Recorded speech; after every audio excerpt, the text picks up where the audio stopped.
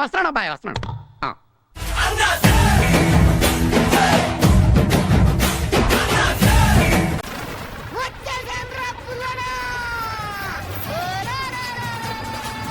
Start చేద్దాం.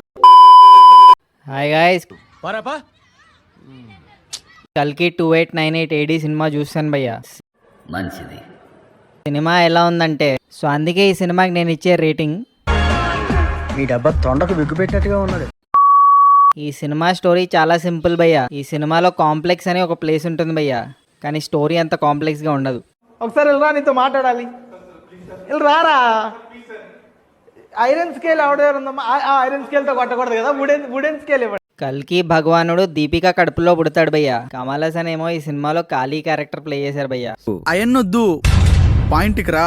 So కాళీ basically కల్కి అనే గాడ్ ని చంపడానికి ట్రై చేస్తుంటాడు. అశ్వత్థామ ప్లేడ్ బై అమితాబ్ బచ్చన్ కాపాడడానికి ట్రై చేస్తుంటాడు. పాయింట్కి రా. సో కాపాడారా లేదా? ప్రభాస్ ఏం చేస్తున్నాడు ఈ సినిమాలో? అమితాబ్ బచ్చన్ గారు అశ్వత్థామ ఈ సినిమాలో. మరి ప్రభాస్ ఏంటి, ఏ క్యారెక్టర్ ప్లే చేశారు? You have to watch this movie to know that. English ఏంట్రా? ఇప్పుడు దాకా మీకు తెలిసిన మ్యాటర్ చెప్పాను, తెలియని మ్యాటర్ ఒకటి చెప్తాను చూడండి.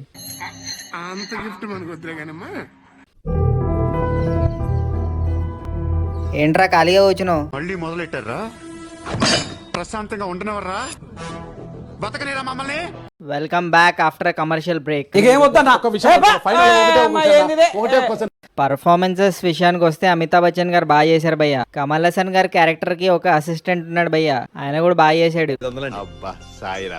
ప్రభాస్ కి స్క్రీన్ టైం కూడా అంత ఎక్కువ లేదు, కానీ ఉన్న పోర్షన్స్ లో బాగానే చేశాడు ఆయన.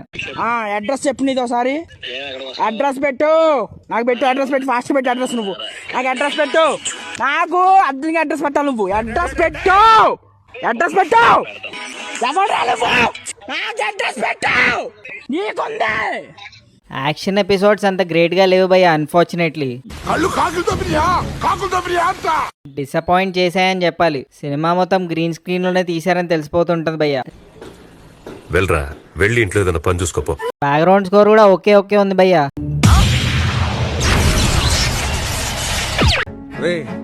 అండ్ ఎవరికైనా చూపించండి రా, వదిలేయకండి రా బాబు అని అలాగా కూర్చోబెట్టి చెప్పండి రా, వదిలేస్తారేటలాగా. ప్రమోషన్స్ లో బుజ్జి బుజ్జి అని సాగు కొట్టారు భయ్య. కీర్తి సురేష్ వాయిస్ బాగుంది, కానీ ఆ కామెడీ అంత క్యూట్ గా అనిపించలేదు నాకు.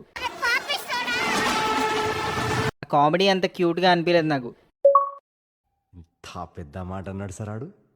సో అందుకే ఈ సినిమాకి నేను ఇచ్చే రేటింగ్ 2.95 టమాటోస్ భయ్య. నువ్వు గొక్కబెట్టి ఏడుస్తావు చూసుకో, నాకున్న అనుభవంతో చెప్తున్నా. That's all. నా ప్రార్థన మీ అందరికి కొంచెం కొత్తగా అనిపించచ్చు. కొత్తగా కాదు, చెత్తగా హాయ్, నా పెర్ఫార్మెన్స్ మీకు నచ్చినట్టయితే please vote for me. Thank you.